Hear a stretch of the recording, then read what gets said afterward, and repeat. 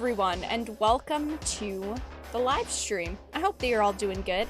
Tonight, we're going to be hanging out for a couple of hours, and we are going to be chatting about a bunch of different things that have happened over the past, week or so. That's usually about the amount of time that I pull stories from. Tonight, we have a lot to talk about. A lot of outrage going on right now. A lot of people who were mad at me, actually, funny enough, simply because I gave my take on the April situation. And yeah, we've got some decent topics tonight. Mostly us all being called awful things like ists and phobes and spineless. That's one that we don't see all the time. So tonight we are going to be talking about the Star Wars sequel trilogy. Now, we're not going to talk about this for long because, well, I don't have the attention span to talk about it for very long. I hated the sequel trilogy. I was not a big fan of it, and ever since the sequel trilogy released and finished, we've heard a lot of rumors that allegedly Disney wanted to do away with the sequel trilogy, and they basically wanted to erase it from existence, even though I personally never really believed that. They're not going to create content and then just abandon it a year or two later unless it's a complete and utter failure, and these movies still ultimately made them money, and it was their last chance to use a lot of the original actors. But this new article release that I wanted to briefly discuss that says Star Wars sequel trilogy will be forgotten, hints Jon Favreau. We hear a lot of rumors like this, and I don't believe them most of the time. Like I mentioned, I feel like while yes, there's always a possibility that they will kind of shy away from something, I don't necessarily think that they will forget about it. We are going to be talking just a little bit about the April O'Neil situation. I did put up a video today on the Teenage Mutant Ninja Turtles Mutant Mayhem trailer, and just my general thoughts on it. I'm personally not a big fan of it for multiple reasons, and I also talked about the history of April and people saying, oh, she was meant to be a black character from the beginning, even though that was not true, and the people on social media, specifically Twitter, who always preach about how they are so holier than thou and how they're so tolerant, aren't really being that tolerant, because they of course have now attacked my video and attacked me, and instead of like giving fair criticism and being like, yeah, I disagree with you and that's cool, they proved a point that I made yesterday, because I made a tweet yesterday basically saying that, hey, if you like April's new design, that's cool. I'm glad that someone likes it. I personally don't. That doesn't mean I'm a racist. And they have decided now to, basically tell me to shut up just because I'm a woman. They have decided to basically say that, oh, her body type and my body type are the same. I was called a Dumbo. It's not really that these things bother me, because I don't care what people on the internet say about me, but I think it's so fucking funny that people that claim they are so tolerant are acting this way. We're going to be chatting about Gotham Knights and the critic scores. Now, I don't really trust critics, you know that, but the critic scores for Gotham Knights are finally up, and they are looking rough. It is currently sitting at a 40% on Rotten Tomatoes, and there aren't too many reviews here. There's there's 6 right here, and I saw like a couple on Twitter that were talking about the show that haven't been tallied here, but the first few reviews are definitely leaning very negative. I didn't expect much from this series. I'm done with the CW, as I'm sure most of you aren't. The CW is just kind of dead in general. I used to really like the Arrowverse, and I like shows like this, but unfortunately, it just seems like this is another really mediocre series that they pushed out thinking it was going to work. No one on this cast list is really interesting to me besides Misha Collins, who of course was in Supernatural, and one actor out of like 10 can't save a show in my opinion, and well, Gotham Knights is not looking good. We're going to be talking about Hogwarts Legacy, this is a nice new article that I found that says Hogwarts Legacy made us ignore transphobia, so what's next? And it says gamers are pretty spineless. So they're basically saying that we're terrible people, of course, because we supported this game, meaning we put money into J.K. Rowling's pocket, and that means that we're a transphobe, even though we simply just wanted to play the Wizard game. But it's pretty fucking hilarious that a website called The Gamer is calling gamers spineless. It's just the fucking irony to me. So we're gonna briefly read through that, and we're gonna be talking about Adam Sessler, everybody's favorite loser. Because Adam Sessler, I do think needs some help. I think that he's got some issues, and, you know, there's only so much I want to rag on someone who clearly has some problems, but he deserves it, because he has had yet another public meltdown. So, a couple of days ago, there were clips from old G4, Wave 1 G4, the toxic G4, that resurfaced where they were basically making fun of Japanese video games and basically trashing anyone who liked Japanese video games, made Japanese video games. But he has had another public meltdown because he is now saying, I'm not apologizing to MAGA weirdos simply because people are calling him out for previous statements that he made. Am I really that surprised? Absolutely not. But, well, Adam Sessler having another meltdown. You know, that's just like the weekly news at this point. It doesn't sound that surprising, but, you know, we could get a little bit of a good laugh at it. And at the end of the stream, we are going to be talking about content for the next couple of days, because I will not be streaming on Thursday or on Saturday. And we can talk about that later. So today's the last stream until next Sunday. Fun times. Kind of weird, right? But yeah, those are the topics for tonight. Oh, and I have a couple of other, like, smaller ones that I thought we could mention, like Disney canceling the Kevin Feige and Patty Jenkins Star Wars movies. Am I surprised? Not at all. I used to love Star Wars. I've loved Star Wars for most of my life, but I'm just so disappointed with all of the content that they've released.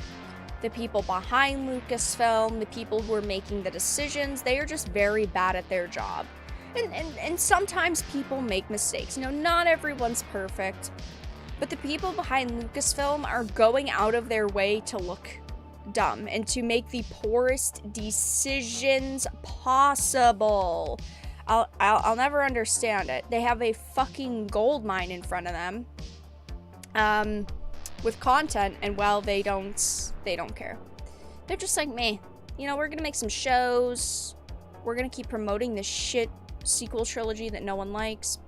You have to like MAGA to be subbed? Huh? Who said that? We don't really do politics here. I mean, of course, everyone has a political leaning in some way, shape, or form, which is cool, but I have never, you know, publicly, you know, talked about who I vote for or my politics or anything like that.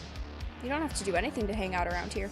Star Wars has been a disappointment for years now. Yeah, it's really sad. Makes me want to cry a little. Makes me a little teary. I miss good Star Wars.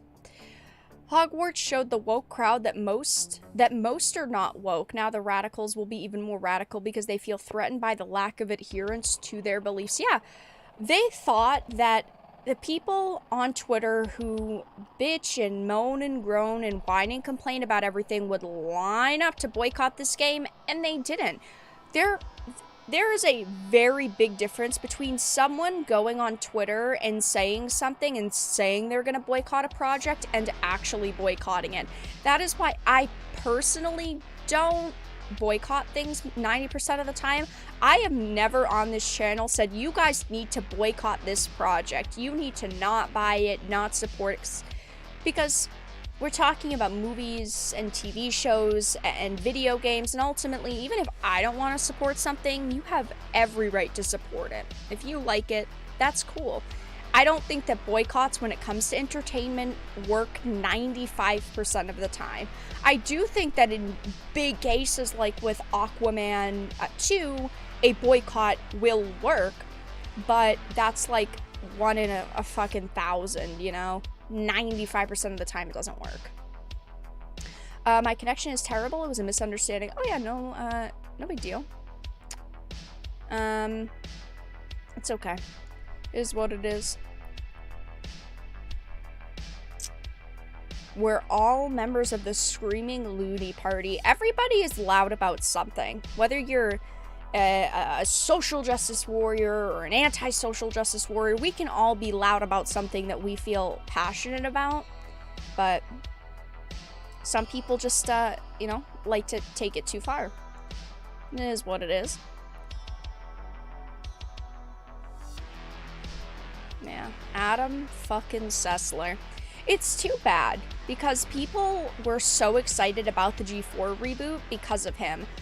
I had said when G4 was being rebooted, hey, listen, guys, I don't think you've been keeping up with Sessler over the years, but he's kind of a loony. But there were a lot of people who were, you know, still hopeful, still trying to give it a chance, and I understand that. But Sessler has been a pretty woke individual for years, and I am not going to support someone who wishes death upon their family members because of their political leaning.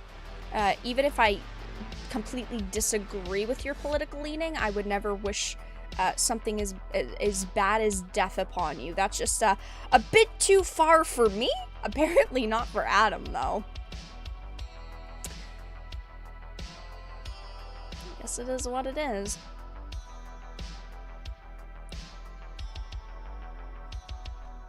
Uh-oh, guys, we can't debate about what Star Wars movie's the best. We're gonna be here all night. We can't do that. Because there are some pretty fucking good ones. Never even heard of the series. CW is woke garbage. Yeah, this is their latest attempt to save the CW, the Arrowverse, by, of course, bringing Gotham into it. It's like they saw the success of Gotham, just the show Gotham, and they were like, let's make a Gotham Knights series because it's kind of similar and we hope that it'll target the same age demographic. And it's not going to. Gotham was amazing for multiple reasons. Yeah, it was lower budget, but all the casting was fucking spot on. And the story, the way that they played out the story was good. These people now, they can't do it. But, alright guys, let's get into the first topic at hand, which is going to be Star Wars. If you're new here, hi. If you're not, well, then you know I hate the sequel trilogy. I thought that The Force, I don't want to say it for a millionth time, I really just need to put a fucking sound clip on my soundboard. The Force Awakens was a good base to a trilogy. Unfortunately, the follow-up movies were bad. With The Force Awakens, I thought that it had potential. I was tapped in. I was ready to see the next movies. I was excited. I was like, it's not perfect, but it's at least good. And that's what matters. There's a lot of potential there, and unfortunately, all of that potential went into the fucking garbage, and we got the sequel trilogy, which of course was just awful. But now a new round of discussion is releasing, talking about how the Star Wars trilogy will be forgotten, hints Jon Favreau. Now, I'm gonna read this before I give all of my opinions, but I'm not buying into this. It says the Disney sequel trilogy might be long forgotten, as new Star Wars movies from Lucasfilm could be potentially set long after The Force Awakens, The Last Jedi, and The Rise of Skywalker. While promoting the release of Mando Season 3, Jon Favreau spoke with Movie TV YouTube channel and confirmed there have been talks within Lucasfilm to set new Star Wars movies after the sequel trilogy.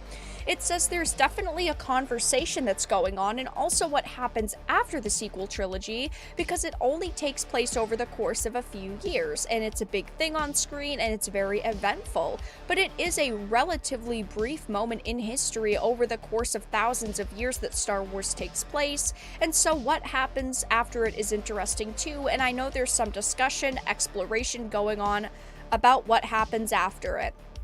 Now, when I read this, I personally do not view it as them wanting to forget the sequel trilogy or erase it. When I am reading this, I am reading someone wants to make money, and so they need to come up with something new. That's just what it boils down to here. They know that they could keep making Luke Skywalker shows and Mandalorian up to season 20 and Boba Fett series, and even if they are bad, like Book of Boba Fett, they will still get views. But they don't want to just make something that is going to do good. They want to make something that is going to get fantastic viewership, amazing viewership, crazy viewership, because of course that leads to more money. And people right now are pretty worn out with Star Wars after the sequel trilogy, just some of the more mediocre series as well. When it comes to something like The Mandalorian, they were planning on doing a lot of spin-offs, and now they're not doing those. Look at the Cara Dune spin-off that we heard about. They're not going to do that anymore because she's gone. Maybe in like a year or two they'll recast Cara Dune and then they'll make the show.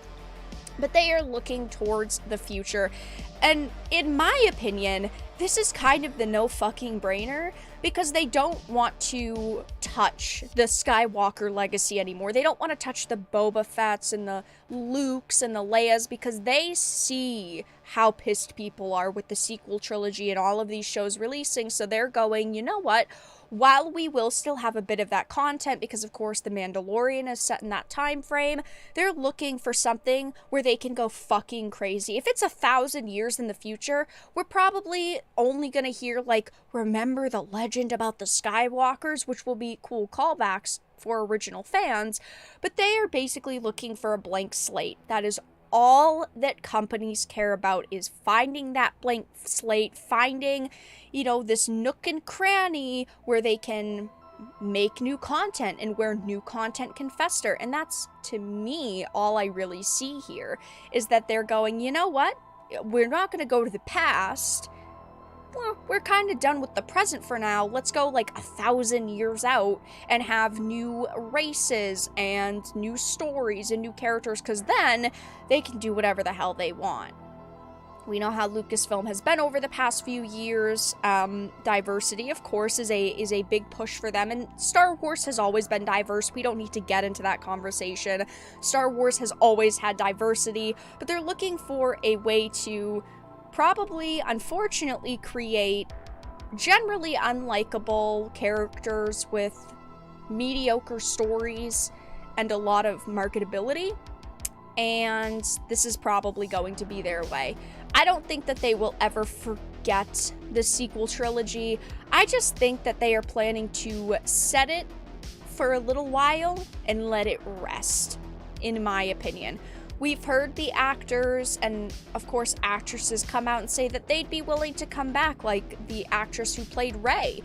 It was about a month and a half ago at this point. She said in an interview, hey, you know, if Lucasfilm wants to call me, I'm only one phone call away. If they want to set up a lunch meeting, I'm right here. If, you know, when she was asked if she would play Rey Skywalker, Rey Palpatine, Rey whoever you want to call her, I don't think that they probably want to work with those actors again because of all of the backlash, but I just view this as they're looking for a way to create a new set of characters, and of course that would mean looking towards the future with this franchise.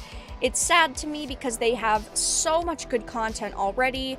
I would love to see like a Knights of the Old Republic show. I would love to see a show with like Bane, and even if we went back to the original Sith Lords, that would be awesome.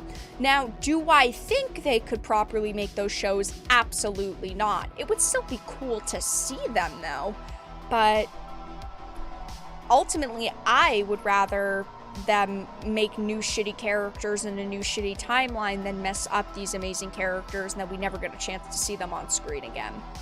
So it is what it is, but right now it is looking like they are not planning on doing anything with the sequel trilogy at this point in time, but you know, that's not necessarily a good thing. But yeah, like that awesome Rock character they did for the High Republic, yeah, that character was really fucking sick. The Rock in High Republic, yeah, we love those type of characters. Those are the ones they think will sell.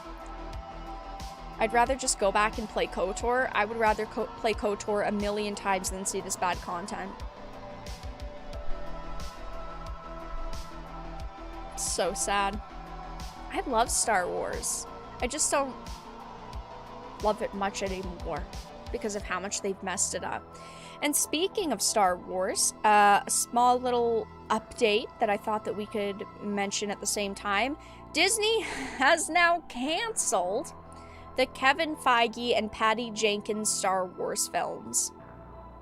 So, it says pretty much as expected, Disney has canceled the Star Wars movie from the Marvel head Kevin Feige and Wonder Woman 1984's director Patty Jenkins. This news is in another long line of canceled projects at Lucasfilm under the leadership of Kathleen Kennedy. Variety reports on the big shakeup with Star Wars at Disney, which follows Bob Iger recently stating there will be accountability and that going forward it's about quality over quantity, which of course I don't fucking believe for a minute. They don't actually fully care about quality. They're saying it because they're trying to get, you know, older fans back and interested and to even look at their upcoming show and movie lineup.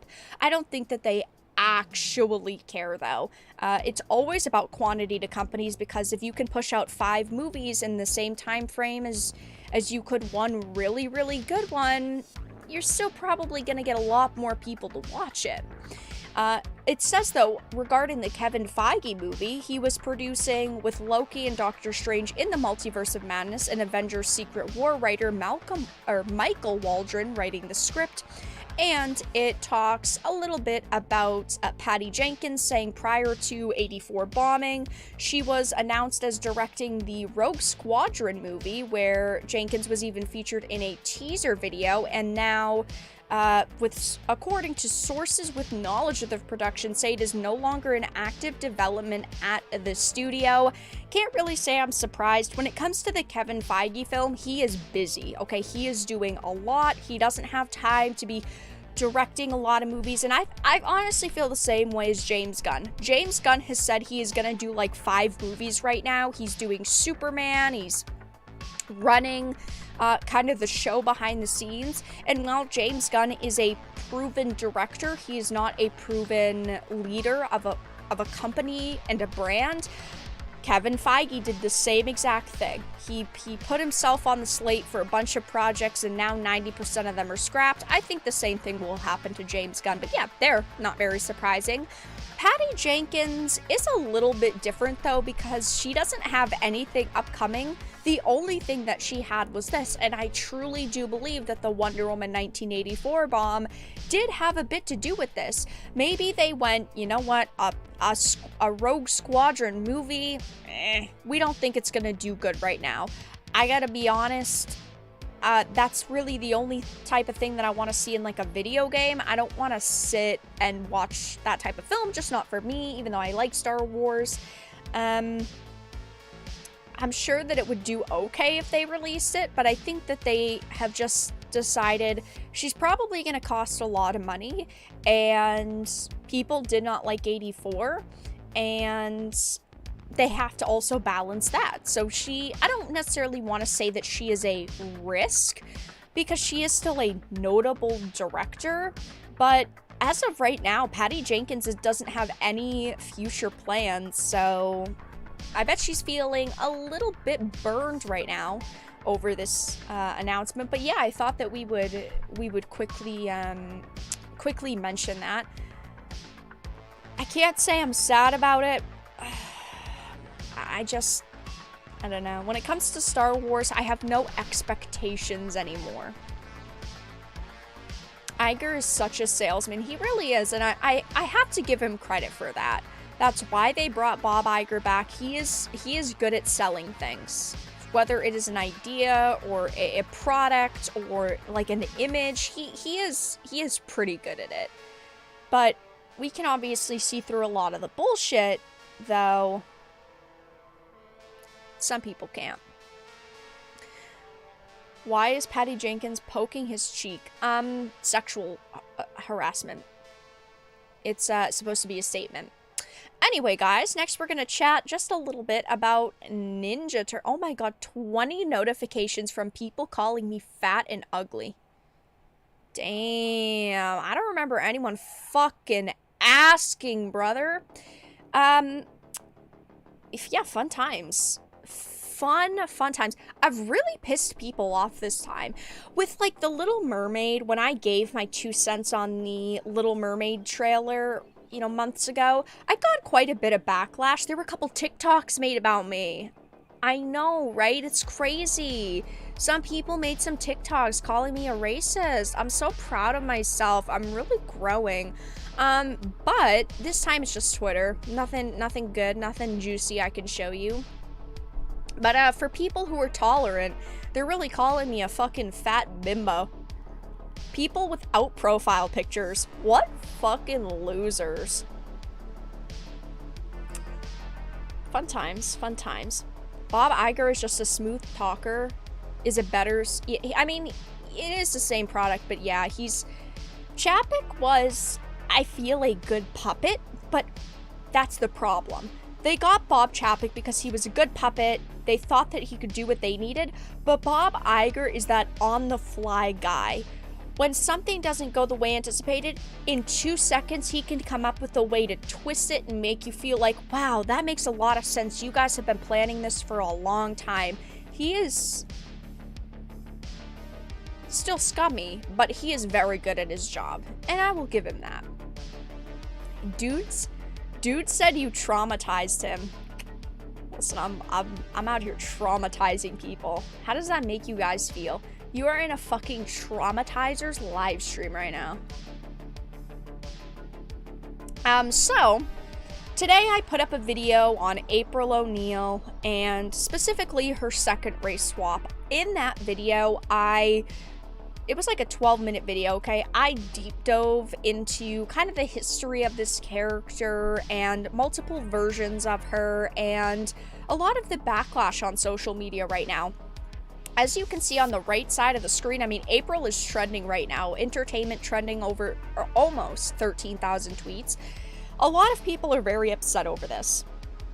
I said in my video earlier, I had multiple problems with this Teenage Mutant Ninja Turtles Mutant Mayhem film. It wasn't just one thing to me. It was a lot of things, but one of the primary discussions that I had was I personally do not like April's redesign. In 2018, she was race swapped and she was, you know, black female. But she was a completely different character. She wasn't a journalist. She was fighting with the turtles. She was as strong as the turtles. She was basically a new character. I criticized this new version of April. I personally do not like her. I personally am not very happy about her design. It's not just the fact that she is a black woman, she's frumpy, she's overweight, she's just kind of ugly in my opinion. This is just my take. If you don't like it, that is completely cool. But of course, I'm allowed to have my own opinion. But the wrong side of Twitter has gotten a hold of my tweet, and they are now trying to own me. They are now trying to attack me and call me a racist, and they're not ratioing me. I'd like to make that very clear. 12,000 right around for engagement, 77 likes, 32 retweets, and 39 comments.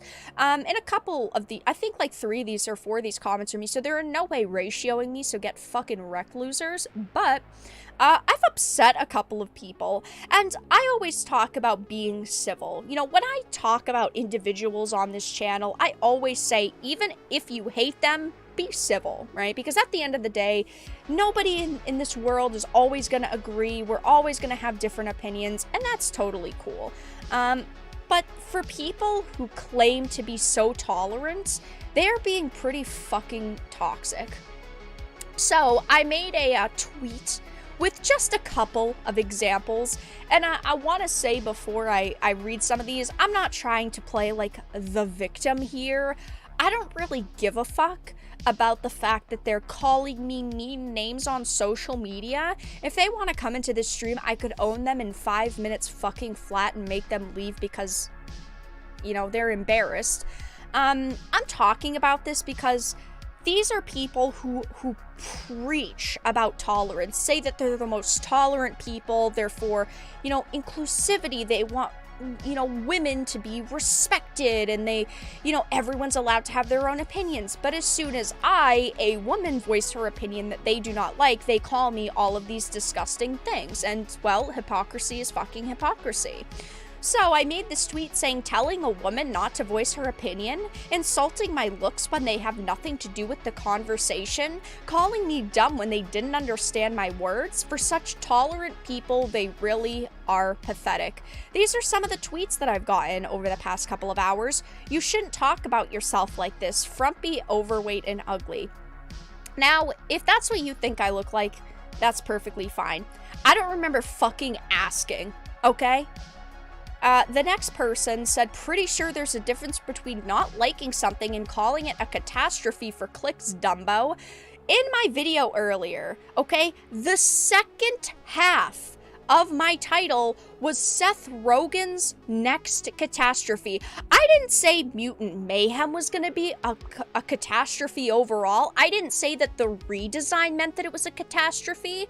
I said it was Seth Rogen's next catastrophe. These people can't freaking read. I said that, as I said in the video, because he made Santa Inc. one of the most hated shows to release in the past few years. He made fun of religion, you know, mocked people for celebrating a specific holiday, called us white supremacists for not enjoying what he did with that show, and it was just awful. He also was part of the Pamela Anderson and Tommy Lee Hulu movie, which was so fucking disrespectful because they took the story of the thief who stole their sex tape, or, you know, stole their property and then fucking monetized them even though they didn't consent to that, and he played the thief and victimized the thief who stole their property and basically ruined their fucking public reputation, someone who exploited them.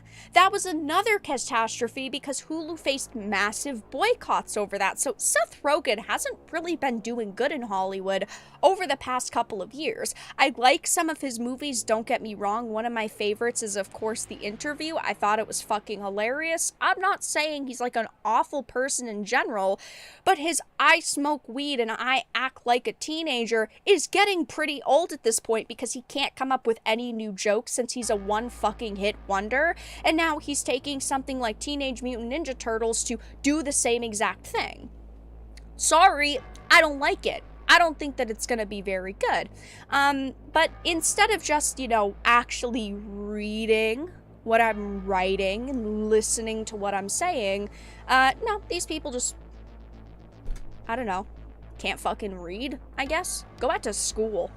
Then you should not have said anything, but bigots like you cannot resist. The classic, if I don't like what you say, you shouldn't say it. What a sexist, truly. You aren't funny, smart, or original. I don't remember asking your opinion, okay? I don't remember fucking asking you if you thought I was funny or smart or original. None of these people have their faces in their profile pictures, and it's cool, you know, if you don't want to share how you look online, but to me, it makes me kind of respect you a little bit less, right? If you're not willing to put a face behind your words, how do I know you're not a bot? You know, if you want to play that game, when I talk about something, I can play it with you too. You call me a bot because, oh, I have my own opinions that you don't like. Well, you don't have a profile picture, so are you a bot? It's pretty dumb that you're calling me dumb when you didn't even properly read what I wrote in a title. It was, how many words? 4? Yeah, 4 words that you couldn't read properly. I mean, Dumbo. These are people that claim that they are tolerant. These are people who claim that, you know, everyone deserves to voice their opinion and we need to respect women and we need to respect people in life. But as soon as someone says something that they don't like, oh, bada bing, bada boom, you don't have to listen to them anymore because they're just toxic bigots. Thank you, Lamar, for the $2 super chat. More power to you, plus we are on your side. There's not even, like, really a side here, right? Because I don't care really what they're saying. I just think that it's funny how fucking hypocritical they make themselves look. I have a face, it's Ryan Johnson's. You know, tragedy. Stop hiding behind Ryan Johnson, okay? He's already got enough problems. He doesn't need someone online impersonating him. But, I mean, yeah, it's just the way it goes, right? Like, the same thing happened when the Little Mermaid situation started. I voiced my thoughts and I was called a racist for it. If you want to call me that, that's... I mean, sure, it's not like I'm striking people down. It's not like I'm telling you guys to mass report them or anything. But they just make themselves look terrible. And only yesterday, I made a tweet about this, like, general situation. I made a tweet saying, if you don't like April's design, that's cool, but don't shit on other people who don't. No one's opinion is the correct one. As soon as you start calling people racist for hating it, all you're doing is being as toxic as the people you claim to dislike. It's not racist to dislike a design. It's not racist to criticize a character that happens to be a person of color. It's not racist to say there's better versions of the character. It's not racist to point out their past versions. But of course, these people have proven me right yet again, because I am right. Because that is exactly what they've fucking done. They've called us racist, they've called us ists and phobes for not liking this design, and all they're doing is proving that they are as toxic as the people they claim to dislike. It reminds me of the you know, the groups online who try to go after companies like Xbox, saying you have toxic communities and you need to do more, you need to moderate better. It reminds me exactly of that, because we're talking about people who are demanding companies ban toxic players, but they are toxic. They're just toxic in a different way. I mean, I'm not getting ratioed, so I don't really fucking care. It's even if I was getting ratioed, I've been ratioed before. I don't care.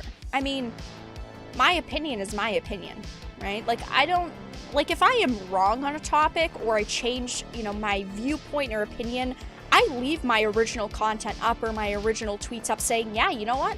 I fucked up, or yeah, you know what? I changed my mind.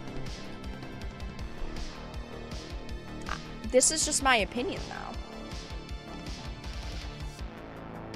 I mean, these people, as you can see, are pretty mad at me. They've got to be coming from somewhere. So usually when I've got like 20 or 30 outraged people tweeting at me, it's because there's a tweet that was made about me. Of course, there are individuals online who don't actually tag the people they're shit talking. So I don't know who is talking about me. I don't know if it was like a TikTok. I don't know if it was a YouTube video. I don't know if it was a tweet. But clearly someone is attacking this type of conversation about April, and they used my tweet as an example. I don't know who it was, though, because of course they didn't tag me because they're little bitches. They didn't tag me. They probably have me blocked, so I won't be able to find out. But if anyone wants to do snooping and find it for me, let me know. It's got to be out there. There's no way they're just like, oh, let's randomly go to this person's Twitter and see if they're like. If you click on April O'Neil, I mean, I know I'm not in an incog tab right now, so I wouldn't really be able to fairly judge, but it's not like my content's like at the top. It's not like I've got major interaction. So, I don't know. It is what it is. I disagree. My opinion is always the correct one. Fair enough. They always accuse you of what they're guilty of. Yep. Yep, actually true. And it's like, I even say in the video, it's not just the race swap that is the problem for me. They made her look frumpy and ugly, and I just don't like her design. Is that racist? No. It's just, I just don't like the way that she looks. I am not sitting here saying that we should, you know, race swap black characters for white characters, just like I don't want white characters race swap for black characters. Make new characters. Make new stories. Make better content. Okay? Just, it shouldn't be that hard.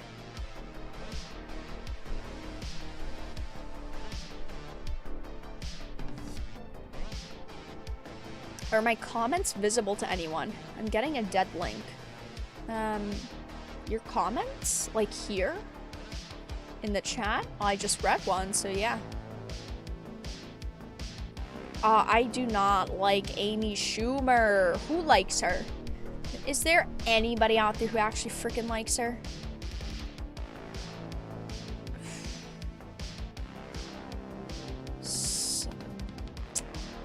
I'm just not a fan. Ugh. She looks so different now that if I wasn't told that was April, I would have assumed it was a different character. Yeah, I also said that in the video. If they at least gave her, like, her original outfit, it would still be slightly different because then she would at least kind of semi-look like the original character. But they didn't keep the outfit, they didn't keep the hair, they didn't keep anything. They completely changed this character. Autobots, thank you for becoming a member 6 months in a row. Gold Titan too, much appreciated. Their opinion and a $5 will get a cup of coffee. Let them sit on TikTok and cope. Actually true though. Thank you for the 6 months though. I think it's pretty funny. Honestly, with my time online, I can't really recall an instance where I was personally offended by something. Like, yeah, sitting here and receiving like fucking 30 comments about how fat and ugly I am. Yeah, like it sucks, but I don't really care that much. It's not like it's hurting me on a personal level. It's just like, ugh, another comment. Like, are you done? Can you be more original? Sorry, I grew up on Xbox Live, okay? There is nothing that you could say to me that could upset me at this point. There just really, really isn't.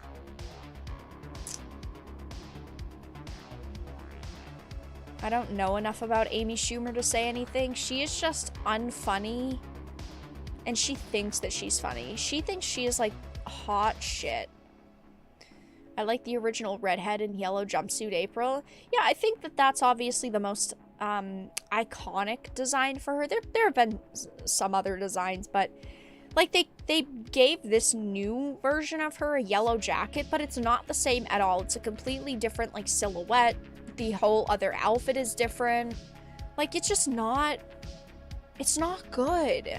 It's just a bad design. Does that make me racist? No, it's just bad. There are plenty of white characters that I criticize. I'm sure if you went back through my videos, there are plenty of white characters where I've been like, that design is fucking horrible.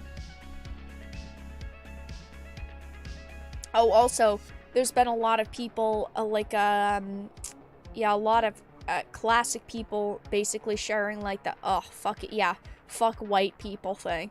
You think that you're so funny? You're saying I'm a racist while being exactly what you're saying someone else is. People suck. Anyway, we're gonna move on because, well, I don't have much more time to waste brain cells on this. Oh, we're gonna talk about Gotham Knights next. Hot topic. Unfortunately, not a good show. Another disappointment. Can't say I'm surprised. It's a CW series. I miss the good Arrowverse days. Arrowverse used to be fun. It used to be exciting. There was actually, even if it wasn't perfect content, it was at least good. We're never gonna get the CW the way that it was in the first, I don't know, probably like 3 years of this Arrowverse. Maybe 4, if we're pushing it.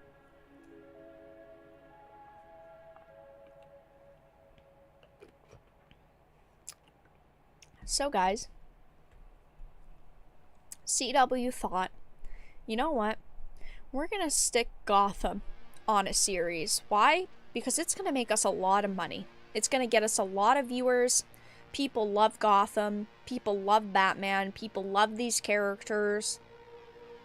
And, well, yes, people obviously love Gotham and some of these characters, you still have to make a good show. You still have to make good content. And unfortunately for them, it seems like they really didn't do that. Chaos Killer, thank you for the 9 months as a Bronze Titan, 9 months membership hype. Thank you. I appreciate the support. So, the show doesn't come out for another week. It comes out next Tuesday, March 14th, 2023. So obviously I have not seen the show yet. I can't sit here and judge for myself. And there are no audience scores. Whenever I talk about critic scores, I point it out. I don't trust critics. I don't like critics. I feel like they're pretty out of touch with audiences. And usually there is a big difference. So critics will rate something super low, audiences will rate it really high, or vice versa. Occasionally, people will be in agreement, and I think that will be one of those times. I do not think that this show is going to get like an 80 or a 90% audience. I think it's going to get a 30 to a 50 as well. But, as you can see, the first few critic scores have gone up on Rotten Tomatoes, and it is currently sitting at a 40%, which is just awful. CW shows, in my opinion, should be around a 70. You don't expect them to be amazing, but they also need to be enjoyable. They can't be a 40. And well, it definitely hasn't reached that. So, there's only a couple here because, of course, they only just started kind of pouring in. But I thought that we could read a few. Screen Rants. Gotham Knights series premiere review. CW's DC series is semi-decent but unremarkable. It is a half-decent DC Universe story that unfortunately is couched in teen melodrama and color grading more irritating than atmospheric. This to me looks very Twilight. Not that that's a good thing, right? I don't know if you guys have ever seen the Twilight movies. I'm sure that you have, or you've at least seen enough memes to understand. But the first Twilight movie was fucking blue, okay? They put the strongest blue filter they had over the first Twilight. Then the second one, New Moon, it was yellow. It was bright yellow and gold. And then for Eclipse and Breaking Dawn, there were 2 Breaking Dawns, right? Because it was 2-part. They were both like normal color because I think that the gimmick wore off. But the first movie was blue and the second movie was yellow. And judging by some of these screenshots, it definitely looks like they pulled a Twilight. That's a lot of color. That is a lot of yellow, and some of them are blue. So, I think it's funny how they are talking about Game of Thrones being too dark, but this first one says Gotham Knights is a half-decent DC Universe story that's unfortunately couched in teen melodrama, as I read. I'm not going to sit here and read every review because we don't have all day to listen to journalists who are out of touch with audiences complain, but it says not to be confused with the video game of the same name. The CW is debuting its latest in a long line of DC TV shows this month with Gotham Knights.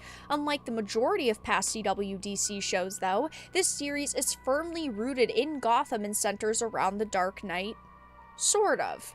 Like Batwoman before it, Gotham Knights is only tangibly connected to Batman, with the character existing in the universe but not being included as a main character. Instead, it shifts its focus to Bruce Wayne's adopted teenage son and a group of other teenagers. Gotham Knights is a half-decent TV universe story that's unfortunately couched in teen melodrama and color grading more irritating than atmospheric. Now, in my opinion, I feel like they went this route because of Riverdale. So, Riverdale is ending next season, and I think they are trying to find the next teen melodrama that could potentially make them money. And I think that they were hoping this would be kind of the replacement. Clearly it's not, but they tried. I'd say A for effort, but it's really not. It says, in a new spin-off on the Batman story, the Gotham Knights series premiere kicks off with the murder of Bruce Wayne. Uh-oh, spoilers! He can't leave behind a grieving adopted son, Turner Hayes, who only learns of his father's secret identity after his death by discovering the Batcave with his best friend Stephanie Brown, and then a bunch of the teenagers are framed for the murder. Sounds pretty kind of generic, but okay. It says, though, it has quite a large feat to accomplish. Not only must it introduce its cast of characters, but it has to establish the season-long storyline revolving around his murder. Unfortunately, it's more successful with the latter than the former.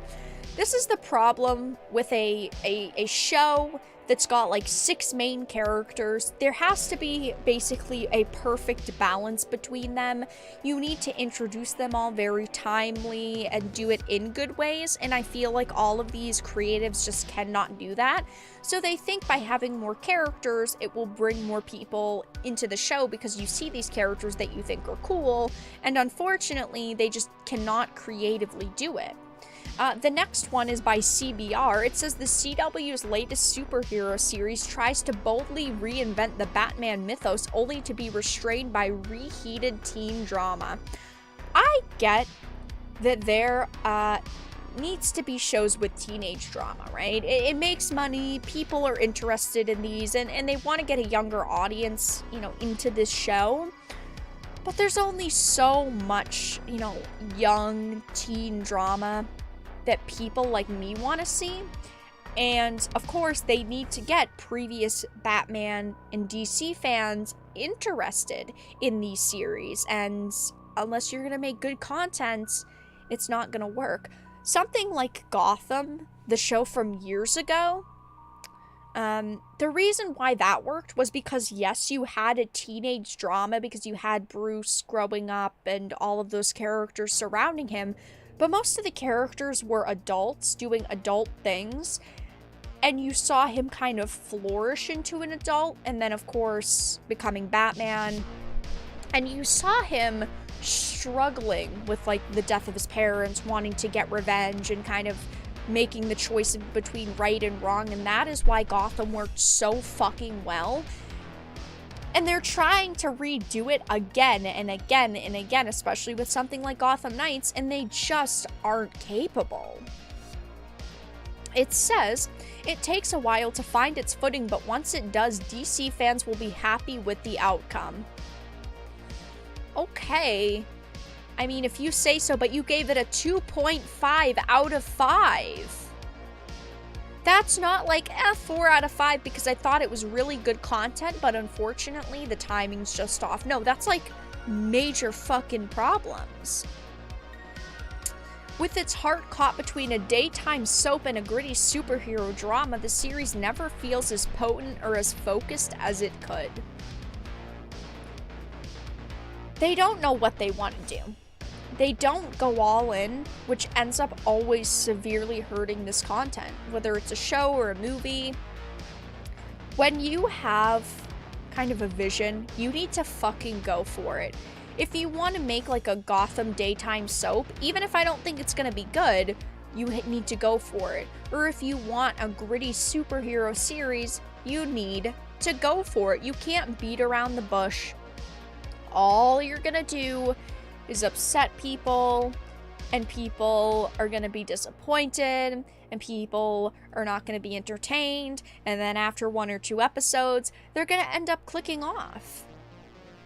The next one, which is the last one, says while it struggles just a bit to get out of the gate, once it does, it delivers an interesting approach to a Gotham-centered, Batman-adjacent story that's got just enough mystery and enough comic book DNA to make it an intriguing watch. Sure. I mean, you're giving it a 3 out of 5, though. It's bad 5 out of 5. That's how these people are. That's why I can't trust them. Thanks, Chris, for the $5 super chat. It's not hard to do good DC. Give us Bruce Wayne and Clark Kent as bats and soups with a bit of Diana. What's so hard about that? Listen, you're asking the $1 million questions here, Chris. I feel like half of us could write a decent story in our fucking sleep revolving these characters. Way better than the crap that they're releasing now.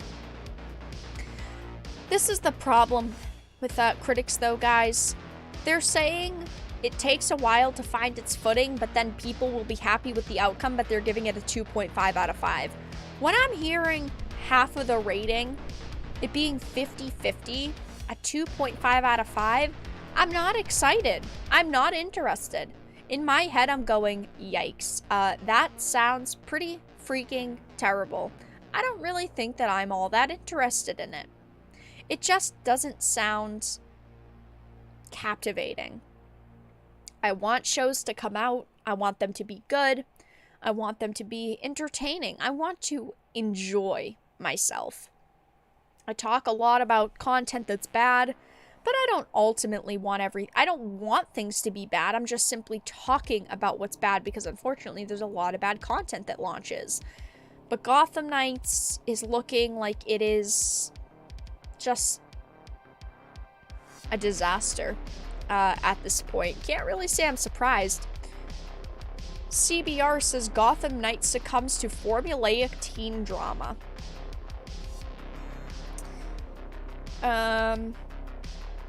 It says its ensemble cast tries their best to elevate the material, but unfortunately it is closer to a formulaic CW teen drama, complete with requisite needle drops and snarky asides. There are occasional strong character moments and loads of Easter eggs in each episode for eagle-eyed fans, but Gotham Knights fails to capitalize on its potential. The CW's dead. I mean, what else do they have? They're ending The Flash. They brought Batwoman back. Batwoman's a dead show. What else do they even have at this point that is going to be mildly interesting? Everything they're coming out with is bad, and now they're just going to end up adding Gotham Knights to the list. I don't know any of these actors. Do you guys know any of these actors? Gotham Knights cast. Besides Misha Collins, who of course was in Supernatural. Like, who are these people?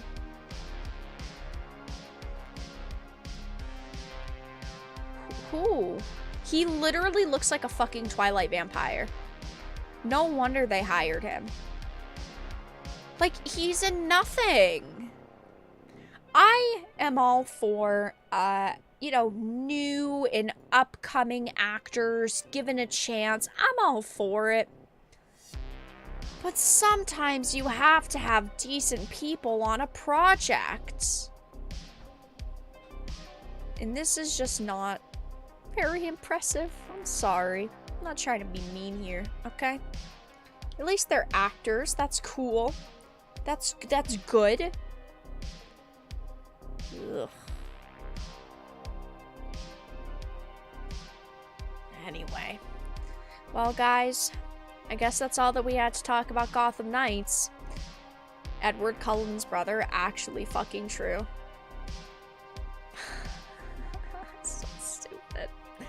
I will be keeping my eye on the scores, and I might end up talking about it in a video. But, yeah, right now, Gotham Knights looking pretty bad. Reviewers absolutely hate it. I think it's kind of funny.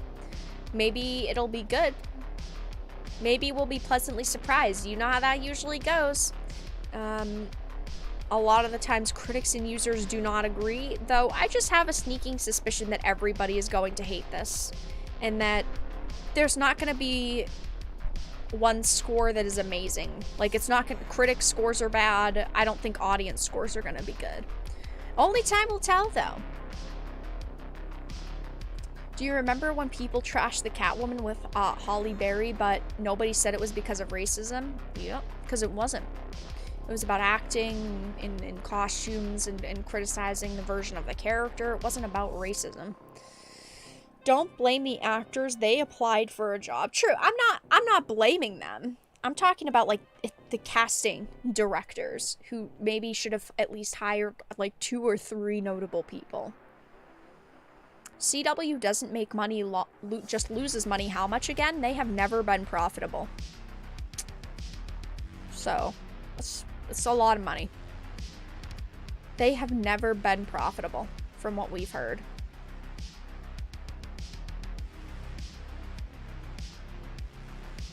It's funny that we live in a time where new content is feared in Hollywood, but the established titles they use are being killed with these frequent failures.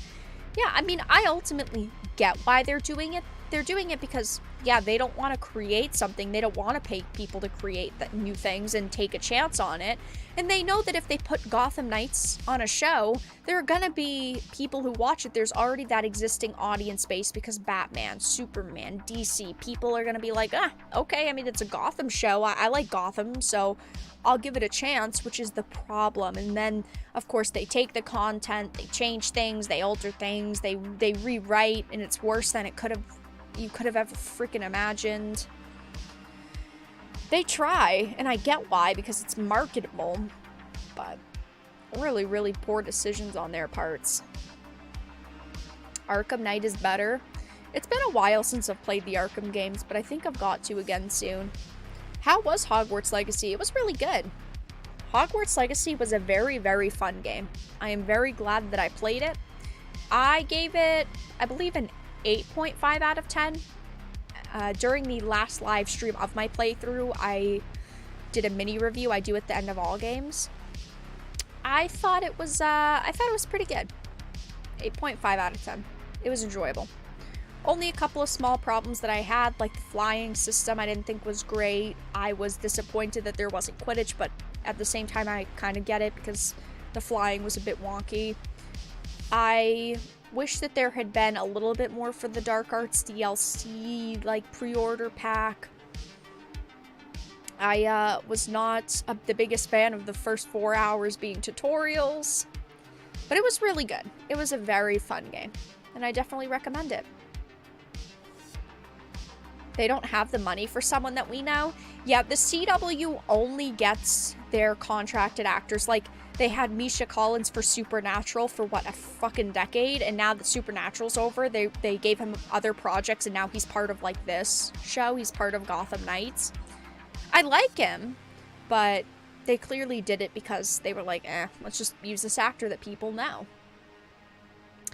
Is it possible a small proportion of gamers, 1%, who spend heavily on pay-to-win, in essence using money to subject us 99% to bad games focused on microtransactions? That's the problem, is that it's not a small proportion.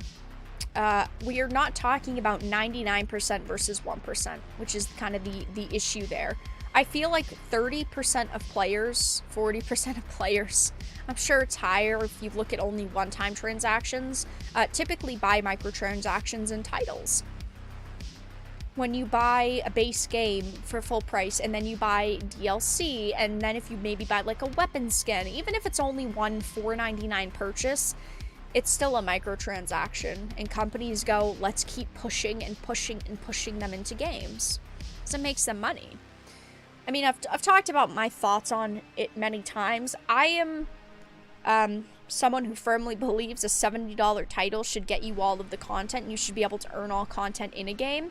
But if it is a free-to-play game, I'm okay with things like cosmetic battle passes. I am okay with games selling me cosmetics, as long as they do not affect the stats of, you know, my actual gameplay.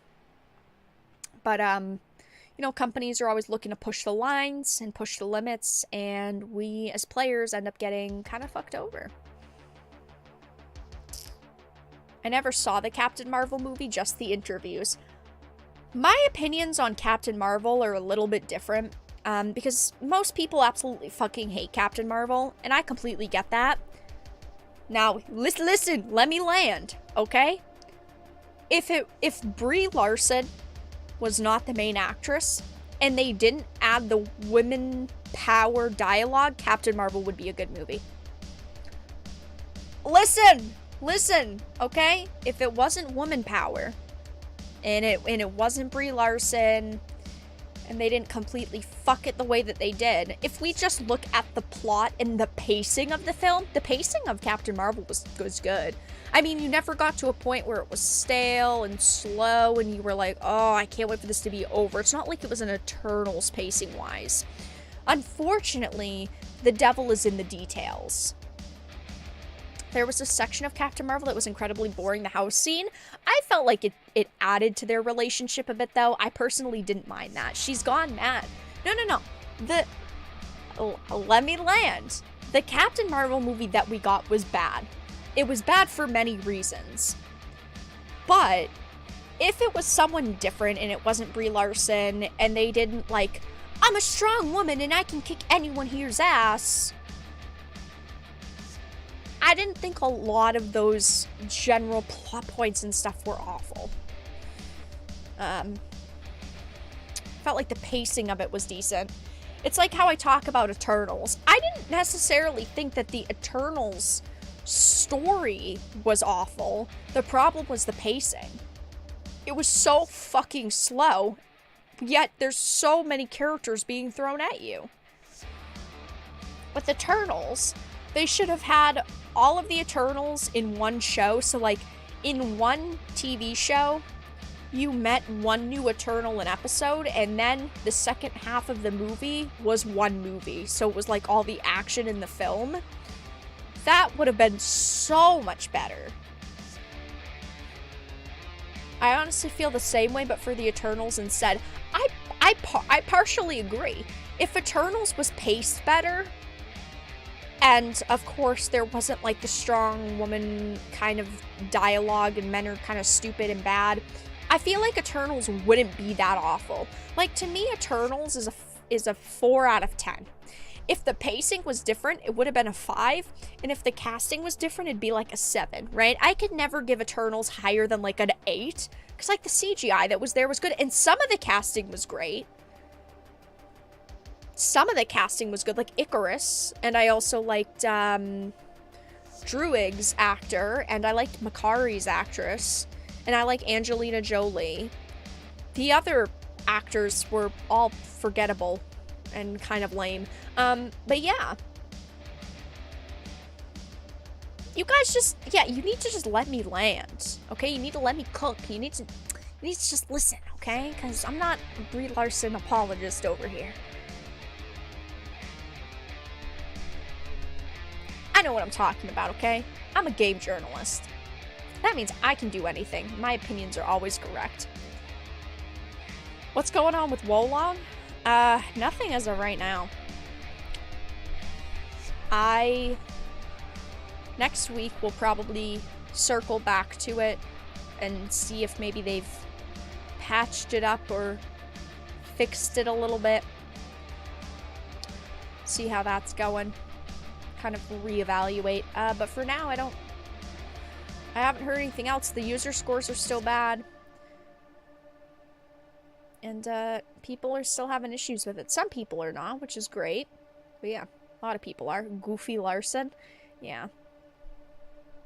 I do not like her. I do not like her. There are a few actors and actresses out there who, okay, not that this would ever happen, right? But if, like, I ran into them and they were like, oh, hey, do you want an autograph? There are very few actors and actresses that I would be like, absolutely not, and she would be one of them. Because, like, I view it as, like, 90% of the actors, I could get a signature and then fucking sell it. Her, I don't even want to give her the time of day. No way.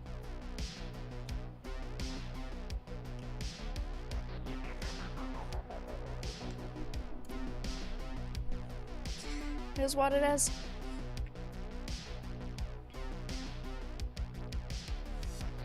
Eternals was so boring, I had to be tased to recover. I liked some of the character interactions, like Makari and Druid. I thought that their, like, relationship was really cute. I thought it was decent the way that it was portrayed. Of course, a lot of the characters were different than their comic counterparts. But the content that was there, some of it was not god-awful. Like, also, Angelina Jolie's character. It starts with a TH. I don't remember what it is. Whatever it is. It's Greek. That should be good enough. Like, her character wasn't bad. She was intriguing, but of course it went off the fucking goofy train. Anyway, guys, next we are going to chat about Hogwarts Legacy. It's always a funny day when a website called The Gamer calls gamers spineless, and today is that day. Hogwarts Legacy made us ignore transphobia, so what's next? It's sold over 12 million copies already. Good job, everyone. We worked together to show that pesky woke boycott whose boss had stuck up for the little billionaire in the multinational corporation. Instantly fucking salty. They are instantly mad that people bought this game. They are instantly mad that they are not the one profiting off of this game. The little billionaire in the multinational corporation. Okay, do you shop at Target, Walmart, Amazon? You have to shop somewhere. I could instantly say, I mean, you supported a billionaire in a multinational corporation. Go screw yourself. We don't do that. Have you ever watched the original Teenage Mutant Ninja Turtles '87 cartoon? Yeah. I talked about it today. It says the continued acceptance of JK's universe and its transphobic baggage is a clear sign that gamers are willing to throw aside societal progress and the support of minority groups if it means playing the next video game. Because playing a video game does not mean you are a disgusting person. If I play a video game, it doesn't mean I'm a transphobe. It doesn't mean I'm throwing aside societal progress. It doesn't mean I don't support minority groups. It means I just want to play a game. It's as simple as that. But of course, to these people, they take one issue and then they spin it, and then they say, oh, at the end of the day, you're just awful. It says February was an avalanche of moral compromises from fellow critics, friends, and family. I watched as they bargained with their personal worth as a trans ally if they decided to buy this game. Here at The Gamer, we decided against reviewing or guiding Hogwarts Legacy. Yeah, you refused to do your job. You didn't review it or do guides for it, but you've made like 10 articles shitting on this game. So, yeah, technically you didn't cover it, which I guess is something, but look at how many articles there are about Hogwarts Legacy. 1, 2, 3, 4, 5, 6, 7, 8, 9, 10, 11, 12, 13, 14, 15, 16, 17, 18, let's go to page 2, 19, 20, 21, 22, 23, 24, oh, 25, 26, 27. I mean, I could sit here, and there's probably like 50 examples. The point is that I get that you're gonna address it, right? I'm not shitting on them for covering the game. I'm shitting on them for covering it this much and then acting like they're better than everyone else. They could have put up one single article on Hogwarts Legacy. It could have been a 25-minute read. Could have been a fucking novelette, right? But instead, they still milked Hogwarts Legacy just in a different way. You are just as bad as the people you're calling a transphobe. You're calling people transphobic for playing the game? Well, you're a transphobe for covering it. How about that? You still covered it. Oh, we're just so good and we're so noble. We didn't review it or guide it. Yeah, but you still talked about it. Like, damn. But with how rampant the phobia is becoming in today's world and the tangible connection it has to the wizarding world, you have to ask gamers whether they purposefully cast aside the red button issue in favor of their own enjoyment. Yes. I decided to buy Hogwarts Legacy and play it because I like the wizarding world. Yeah. That doesn't mean I support people less, or I support a cause less. It doesn't mean I'm, causing violence to happen against individuals. It doesn't mean I'm, publicly mistreating an entire minority group, as they try to say. It's just me buying a game. It says the success of it was never really down to how many copies it sold or the overall critic score. Its real victory is that it was received with open arms despite the creator of its universe demolishing trans people and widening a divide that is now worming its way through everyday bias and the minds of politicians and the public.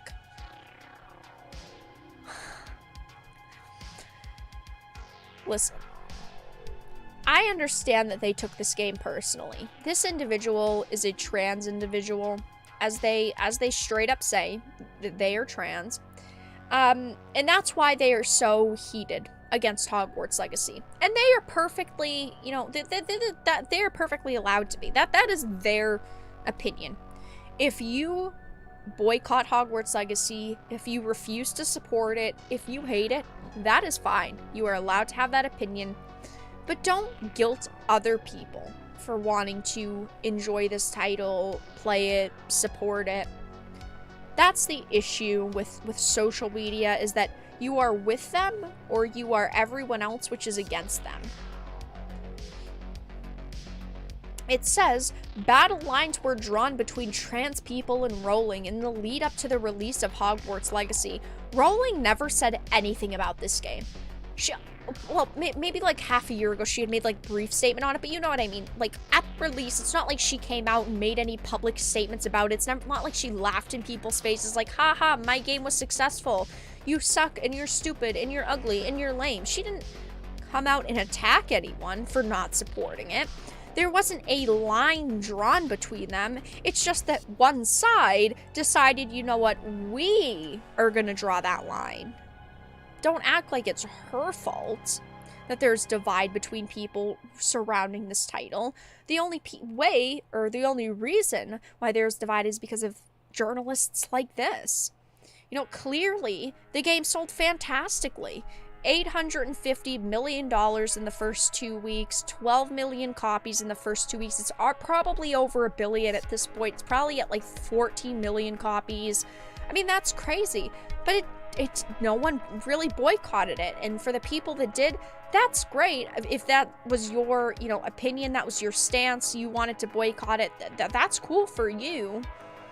But you can't expect other people to do something because you didn't want to. It says that, several outlets and oh, here we go. They're basically saying that they're the better game journalists. Their organization is the better because everyone pussyfooted.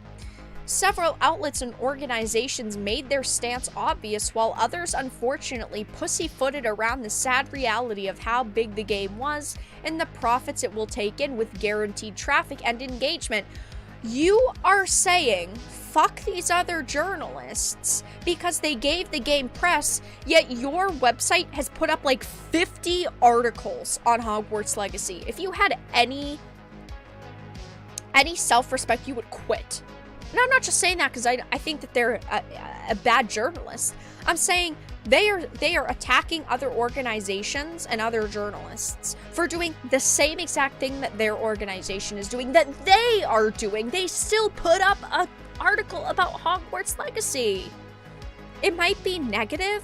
You might be looking for hate clicks, but at the end of the day, I clicked this because of Hogwarts Legacy.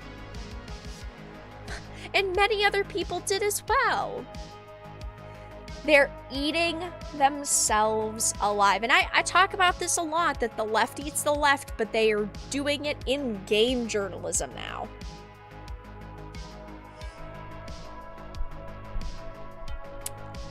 mean, game journalism is already having a rough time.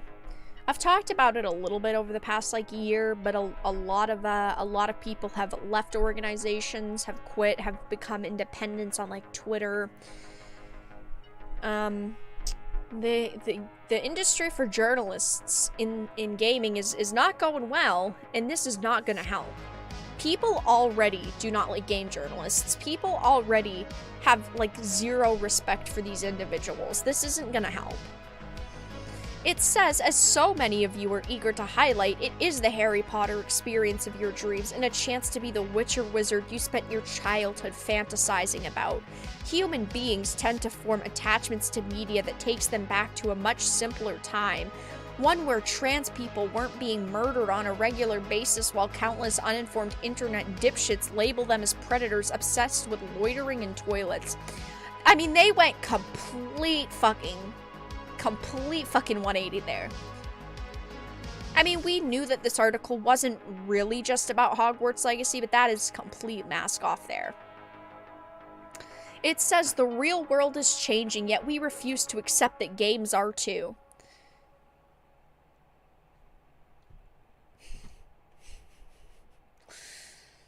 It is a part of reality, one that we can't afford to treat as an exception, yet this is exactly what's happened. We bring similar media to task for homophobia or racism, but suddenly this kind of discrimination is excusable.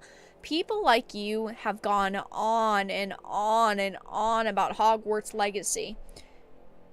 I understand that you feel personally attacked by the existence of this game, right? But these developers tried their very fucking best to be inclusive and diverse and try to make trans individuals feel comfortable. It's just never enough for people like this journalist Jade King. They added trans characters. They added characters with disabilities. They made it so there was not even gender in this fucking game. They tried their best, and it wasn't enough, because it's never enough for these people. They will never be happy with what you're doing, because there's always something else they can complain about. It says, it feels like a defining point in the evolution of video games, an adaptation of a property millions grew up on that flirts with the bloated magic of a AAA open-world design to conjure up an adventure that many felt unmissable. I think that it's funny that they're saying that this game is just like has a bloated magic system. It's like a generic AAA open-world design, but yet I'm sure the gamer gave God of War Ragnarok like a 10 out of 10. Hey, I thought God of War Ragnarok was good. I'm not sitting here saying it was bad. But I bet that they gave that game a 10 out of 10. It says, it also surfaced an ideological tug of war that so few were ready to reconcile. You don't have a transphobic bone in your body, there's no way you'd support her, but she didn't touch this game and you simply need to support the developers. And it isn't fair that the loony leftists are screaming at you. You just wanted to be able to ignore all of the consequences of your actions in peace. What consequences? There are not real consequences to playing this game. If you buy a copy of this title, it does not mean that one transphobic person is harmed. It doesn't mean that one transphobic person, you know, gets screwed over in life and ends up losing their job and living on the street and ends up having violence against them. That's not what these things mean. It just means that you're playing this game that you wanted to play. It's a wizard game. Get over it. It's not that serious. Just let people live their lives. There have been plenty of games on this channel that I've talked about that I personally, was not a big fan of. Did I sit here, though, and tell you guys, oh, you're disgusting if you play this and you're an awful individual if you do? No. Like, there are plenty of games that I have talked about where, unfortunately, things are censored and toned down. Do I call you guys names and say that you're supporting such awful people? No, because that's just not what normal people do. You mean the yak ride simulator? Hey, the yak ride was kind of fun. for like 5 minutes. It says, on one side set hollow excuses and transparently performative support, while the other only serve to throw trans people under the bus like they always do. Okay, where are your examples then? If someone always does that, where are your examples? Because there aren't. What many fail to realize is that refusing to take a stand on transphobia with the game makes all forms of activism, past, present, and future, you cling to utterly meaningless. Fucking quit the gamer. Okay? If you're such an activist, if you're such a good person, if you're so noble, quit this shit fucking rag. Because they put up 50 articles on this game. If you stand so firmly by what you're saying, and you're willing to trash other people in the industry and other gamers for doing it, quit. You are working for a site called The Gamer while attacking gamers. Don't you see that there's a little bit of a problem there? Hogwarts, you know what? Let's go to Jade King's previous articles. Let's see, just maybe kind of right off the bat, how many articles this individual has written on Hogwarts Legacy. Maybe we can find some. So there was this first one. I'm only going to skim through like 2, maybe 3 pages. I'm just curious if they have covered any, because I know that they've covered it at least twice since I have seen articles on it. The problem is that they are a normal writer, so we might not actually be able to find any here. Okay, so here's one. Right off the bat, TikTok has made the launch of Hogwarts Legacy so much worse. Well, technically that's 2, because the first one that I read. So that's 2. Oh, here's another one. 3. That is 3 articles so far on Hogwarts Legacy. None here. So, I mean, my point is already proven. I mean, why would you put up 3 articles if you were so against this game? Right? You don't cover something that you're so against if it's because you're such an activist. Okay, so it doesn't look like they've covered, at least from November, any others. But I guess there was at least those 3 examples that I showed you, which is still not good for them. Regardless, as you can see, they've still decided to write articles and support it. And my take is that this is their job. They should be covering Hogwarts Legacy and covering topics. But they're clearly writing articles like this for hate clicks. Thank you, Chris, for the $4.99 super chat. Maybe a Freedom Phone would help them be better journalists. Yeah, and whatever happened to the Freedom Phone, right? Where did that go? Those who dare to question that or critique you aren't considerate or constructive, only liberal harassers who want to turn games into a battlefield of ideological progress where everyone loses. That's never been the case, but with the success of Hogwarts Legacy, it feels like we've crossed a tangible point of no return, where daring to speak up about injustice or do the right things mean you only want to ruin someone's fun or turn it into a shouting match. That is exactly what you are doing, though.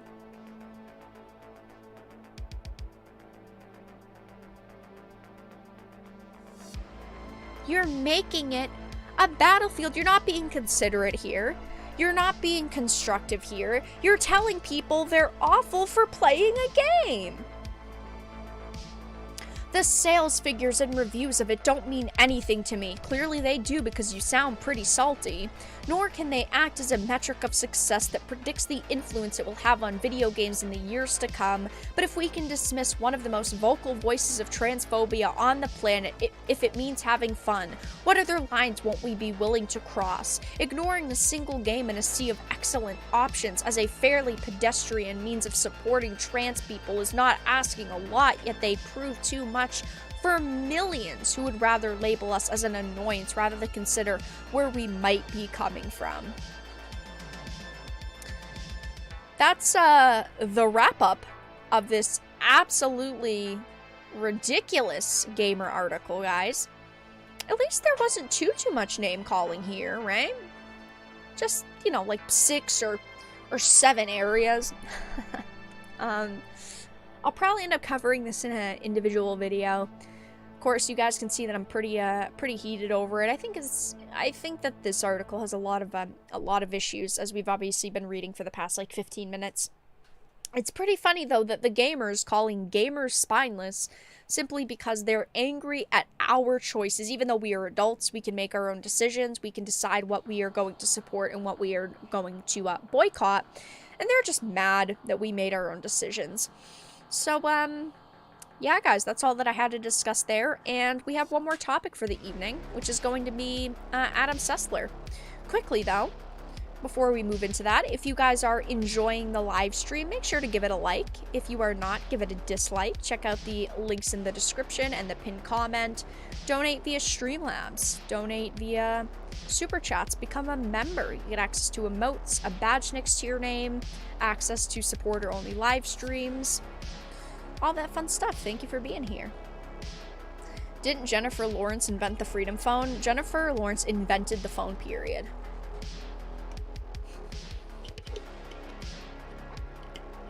I know, it's crazy. Game journos are loathsome creatures. Actually true, though. Just wanted to say I like what you've done with your hair. Thank you. I appreciate it. Yup. What a name. Just yup. Gamergate killed the Freedom Phone. What didn't Gamergate kill? I mean, did you guys know that Jennifer Lawrence actually started Gamergate? It's crazy, I know. So, chat, final topic of the evening, before we get into talking about the schedule for the next week or so. Adam Sessler. God, I do not like Adam Sessler, and I don't have to talk about him too often, luckily, now that G4 has failed yet again. But he is an individual that just loves to go on social media and piss people off. Thank you, Autobots, for the $5 super chat. When journalists are reduced to know you, that is what they are. That is all they have been resorted to. It says former G4 host Adam Sessler has yet another public meltdown, this time in response to being called out on his past anti-Japanese video game rhetoric. Continuing to prove himself to be one of the most miserable and immature individuals to have ever been forced upon audiences, a recent wave of legitimate criticism directed towards his own past Japanese video game attitudes has prompted the two-time former G4 host Adam Sessler to throw yet another public tantrum. The fuse for his latest pompous explosion was lit a couple of days ago when, in an interview given in promotion for the upcoming Final Fantasy XVI with a YouTuber, veteran Square Enix producer revealed that the term JRPG carried a particularly negative weight in the Eastern industry. For us as Japanese developers, the first time we heard it, it was like a discriminatory term. I personally do not view it that way. I've never really heard anyone view it that way either. Of course, people on social media love to take terms and, act like, ooh, it's, a bad word. I mean, look at how people are with just J.K. Rowling's name. They even refuse to say it. But, he did address it, saying things like it wasn't a compliment to a lot of developers in Japan. We understand that recently it has better connotations and it's being used as a positive, but we still remember the time when it was used as a negative. Nothing really too, bad here. I mean, yes, he is saying that unfortunately it was seen as a more negative term for many, many years, but it's not that way anymore, which is good. I would hope not. But in light of his comments, fans, many thankful that the director finally brought this issue to public attention, took to social media to provide direct evidence of the Western video game industry's historical anti-Japanese feelings. But a particular fountain of such rhetoric was the original incarnation of G4, which many noted regularly dismissed and insulted Japanese-developed games, as well as the nation itself simply for being too Japanese. I think that you guys already know my thoughts on JRPGs and Japanese-developed games. Some of my favorite games of all time are Japanese developed games. I absolutely love JRPGs like many of you. It says, though, that one particular instance which garnered widespread attention was provided by a YouTuber who, in sharing the clip, explained some people weren't around when they were being dragged by mainstream gaming press and have no clue why some devs felt slighted by the term. Unfortunately, we still see this happen to a certain degree, and I've talked about it many times, but even just look at Final Fantasy XVI. They decided to make certain creative decisions surrounding this title, and they, of course, said that there was a very medieval approach. They were trying to make it almost like a Game of Thrones. That was one of the examples that Yoshi P had actually used. And the gaming industry and the game journalists attacked them, saying, oh, they just wanted an excuse to not add diversity and not inclusivity and not be with the times. And they attacked the game. This happens, unfortunately, far too often still. But the clip, I'm not going to show it, but it says, we all know who will replace us. India, the billion-strong foe vegetarian tech support called taking behemoth of a nation. This is Morgan Webb who had said this years ago. Or the Chinese, but certainly not Japan, because while they may be technologically advanced and financially powerful, they're already in decline. I know that they thought they were, haha, trying to be funny. I don't find any humor here. Sessler had also said, all right, the story, let me guess, there's probably a young hero with some sort of memory problem who is fighting a vastly overwhelming evil Fasco magical empire. The cliche burden boy of action who will save us all is named Sagi, rhymes, oh, sorry, I skipped a line. Rhymes with sake, which I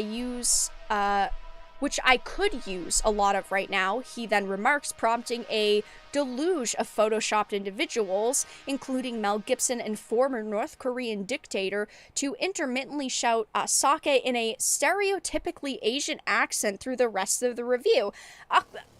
A lot of people, have argued about these clips on social media. Some people think that, they're really not that big of a deal. Some people don't find them funny. I don't think that we should be, raising our pitchforks over clips that are older. I just don't find them very funny at all. But there were many different instances here saying, like, apparently nothing says prequel like improved breast physics on the shopkeepers. And this clip did go pretty viral. It did blow up, and Adam Sessler decided to retweet it, saying, dude is angry. I didn't like his consumer boner simulator in 2006. A truer gamer there never was. Wow, so my replies are a stirring reminder of just how happy I am getting out of the circle, jerk of sophomoric narcissism that is gaming these days, wanting an apology out of my opinion. Wow, I got lots of shit to reckon with in my life, just not take on a juvenile subgenre. But it's so funny that he's talking about circle jerks and sophomoric narcissism, because that is the literal definition of Adam Sessler and who he is and who he has become. Essentially an attempt at hand-waving away audiences' actual issues, this response, unsurprisingly, did nothing more but inflame further criticism, instead leaving many astonished at his inability to engage with anyone without even, a module of good faith. This is the problem with Sessler, though, is that he just doesn't care. If you do not 100% agree with him, and you do not like him, and you have a different opinion, he does not care. He just wants you to shut up. He's not someone who discusses issues and has debates with people that are different than him. He just wants to be patted on the back all the time and told, wow, you did a good job, Adam.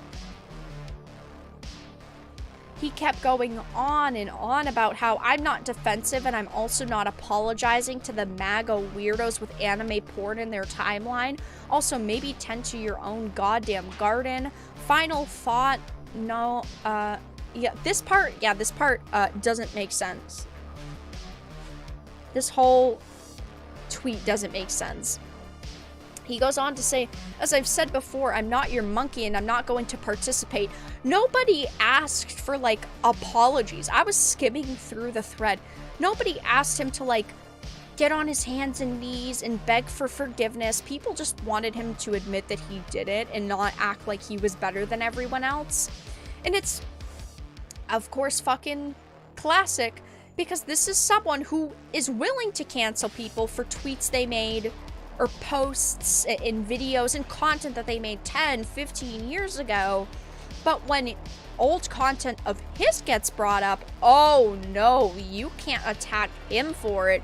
Those are old posts and they were funny at the time. So, I mean, as you can see, Adam Sessler is a bitter old man who nobody in the gaming industry likes anymore, because he left the gaming industry and he is no longer part of it. And he says, I was never a gamer and you guys believe that I was because you're all very stupid.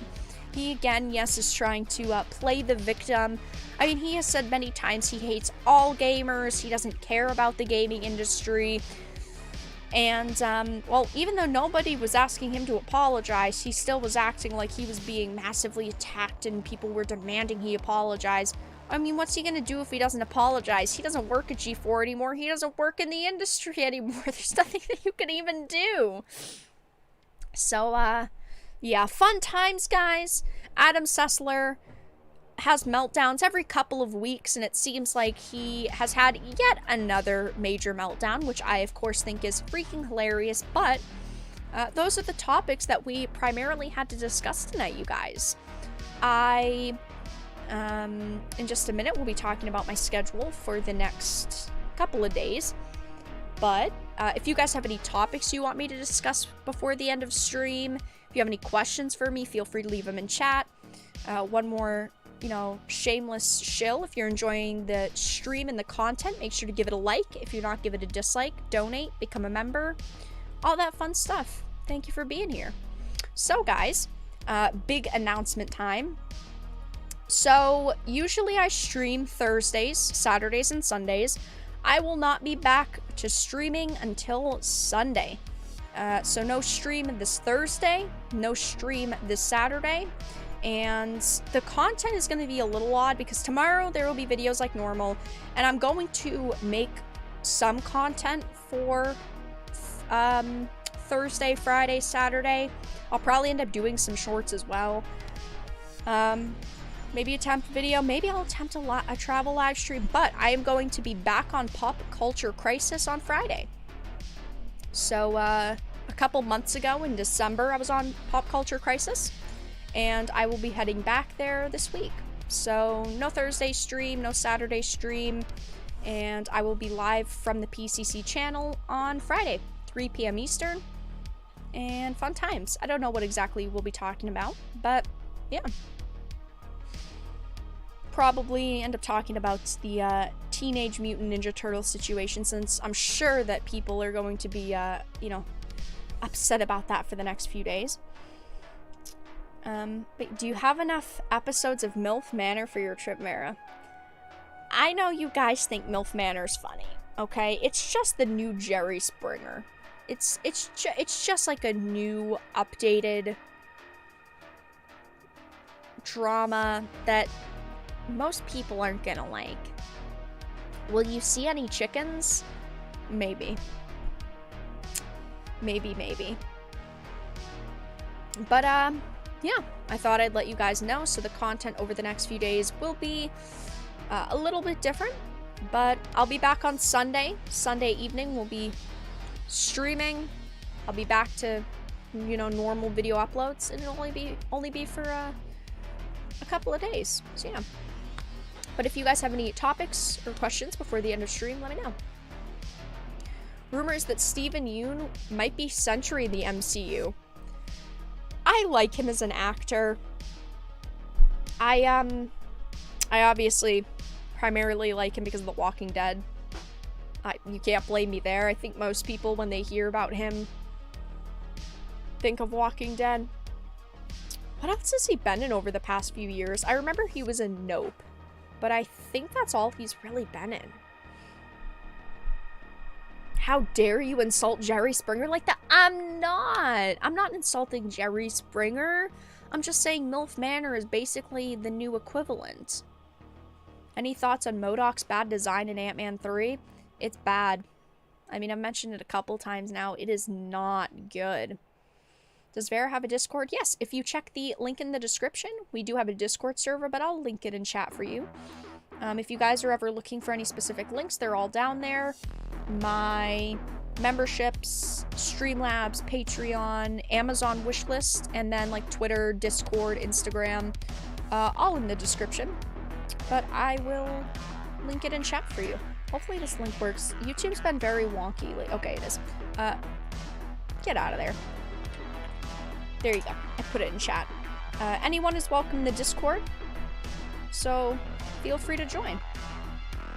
The only channel that not everybody has access to is the supporter channel, because that's for Patreons, memberships, supporters. But yeah, all the other channels are unlocked. Do you know if the new Fatal Frame release will be censored like the last one? I don't know. I haven't heard anything, but I will definitely keep an eye on it.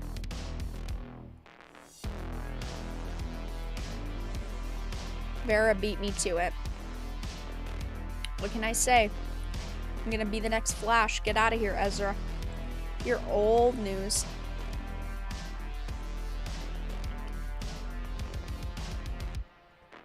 I used to like the Jerry Springer Show to a certain extent. Amazon wishlist. Yes, I have an Amazon wishlist that I put a bunch of typically random stuff on. Like if the channel needs anything, I'll put it there. But like right now on the wishlist, I have Legend of Zelda Tears of the Kingdom on there. I have Final Fantasy 16 on there, so in case anyone wants to donate copies. I also have an SSD, and then just some like random other stuff like lights, a racing wheel. Yeah, just like a bunch of smaller stuff, so in case someone wants to donate a physical item. I typically try to update it every few weeks. I haven't been putting too many games on there because, unfortunately, Amazon doesn't get games to me in time properly. They're usually a little bit delayed, but I do still leave some on there. Thank you, Lamar, for the $2 super chat. Dragon Ball Z. Did you see it? I didn't. No. I haven't been keeping up with Dragon Ball Z. I should. I really should. I haven't been now. How tall is Mary? I don't know. She's a little shorter than me.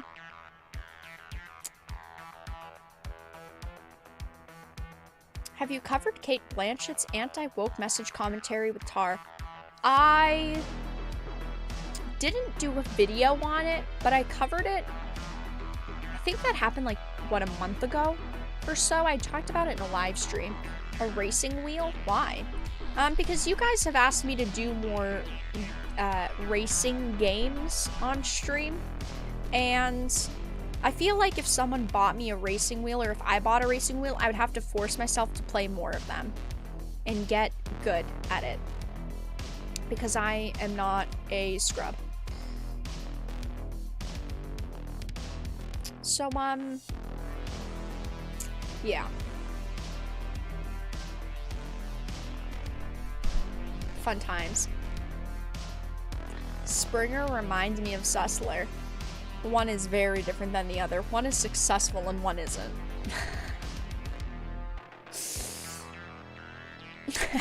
Okay, well, chat, it's almost about time to end the stream. Last minute questions, feel free to leave them in chat.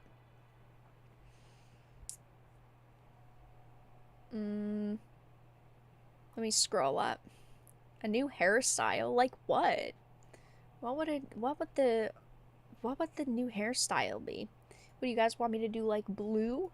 Like a social justice warrior?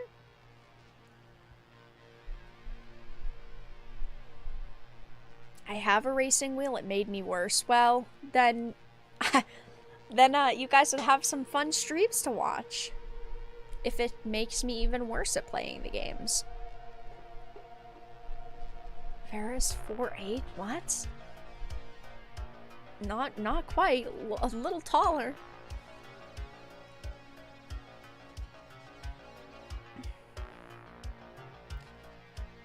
I would donate, but don't like putting my credit card online. No worries. You know, that's okay. Just watch the streams, like the videos, stuff like that. It all matters. How tall are you? I am like 5'4". Something around there. But alright guys. With that being said, it's about time to wrap up the live stream. Thank you all so much for stopping by tonight. I do really appreciate it. Like I said, no stream on Thursday or Saturday, but I will be back on Sunday. I will be making content still while I'm gone. I'll be doing some videos, pre-recorded videos, and some shorts probably covering some news topics. I'll be tweeting, I'll be in Discord, and then, yeah, Friday, 3 p.m. Eastern, I will be on Pop Culture Crisis. And those are the only updates I have for you guys. It's kind of weird knowing I'm not going to be streaming for a week, but it is what it is. Check out links in the description, guys. Follow me on social media, join the Discord server, become a member, Patreon, support the channel. Check out the links in the description. Plenty of different ways to hang out with the community. But yeah, check out today's video if you didn't see it. I did talk about Teenage Mutant Ninja Turtles and the April redesign, some of my general thoughts there. But that's all that I have to discuss tonight, guys. Thank you all so much for stopping by. Thank you for the donations and for the support. And have a fantastic evening, everyone.